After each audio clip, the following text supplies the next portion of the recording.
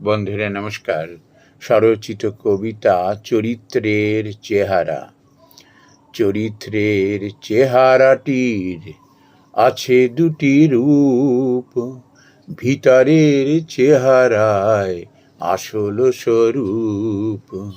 বাহিরের চেহারায় রূপ যৌবন, কিংবা বিদ্বান বটে অতি গুণীজন। সুললিত ফল যদি সুস্বাদু হয়, ভিতরে পোকা হলে অনাদর সয়। লোভ আর লালসার পোকা যদি লাগে, সে মানুষ ক্ষয়ে যায়, বাহিরে তা জাগে।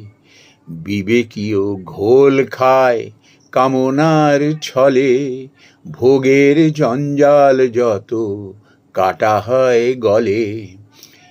এক হাতে সংসার, অন্য হাতে প্রভু, অন্তর ও বাহির শুদ্ধ, ভয় থাকে না কভু। চরিত্রের চেহারাটির আছে দুটি রূপ, ভিতরের চেহারায় আসল স্বরূপ। নমস্কার বন্ধুরা।